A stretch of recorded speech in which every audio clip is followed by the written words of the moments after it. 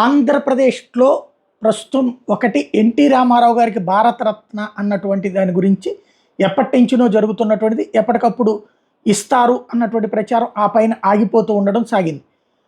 Telugu Desam party ఈ దఫా demand చేస్తుంది అన్నటువంటి ప్రచారం కూడా చాలా స్ట్రాంగ్గా ఉంది. అదే సందర్భంలో ఇప్పుడు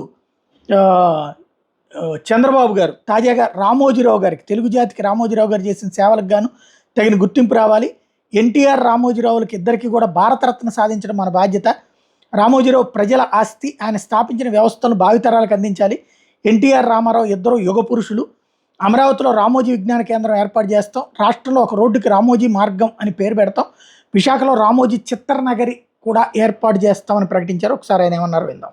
కొంతమంది మాట్లాడుతూ చెప్పారు, రాజమౌళి లాంటి వ్యక్తులు కూడా మాట్లాడుతూ ఒక మాట అన్నారు, ఆయన చేయాల్సిందంతా చేశారు, మనం ఏం చేయాలి?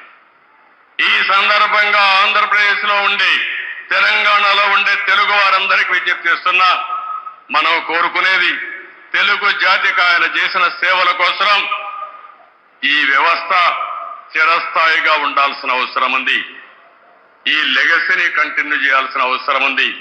అందుకే కిరణ్ గారిని, వారి కుటుంబ సభ్యులను కోరుతున్నా, అదే మరి వారి పిల్లలు ఉన్నారు ఇక్కడ, ఆయన స్థాపించిన వ్యవస్థ ఆయన కుటుంబ సభ్యులదే కాదు, 10 కోట్ల తెలుగు ప్రజానికన్నది ఆయన ప్రజల ఆస్తి. అలాంటి ఆయన స్థాపించిన వ్యవస్థల్ని భావితరాలకు అందించే బాధ్యత వారు తీసుకుంటే, మనందరం కలిసి ఆయన స్ఫూర్తి ఎల్లప్పుడూ తెలుగు జాతిలో ఉండే విధంగా మనం ఆలోచించాల్సిన అవసరం ఉంది.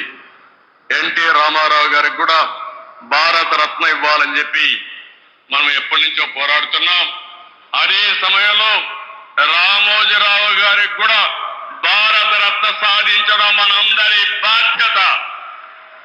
ఒక పక్క ఎన్టీ రామారావు గారు, ఒక పక్క రామోజీరావు గారు, ఇద్దరికి ఇద్దరే అలాంటి మహానాయకులకి, యుగ పురుషులకి మనం నివాళులర్పించడం అంటే ఇలాంటి కార్యక్రమంలో భాగస్వాములు కావడమేనని చెప్పి నేను మీకు తెలియజేస్తున్నాను.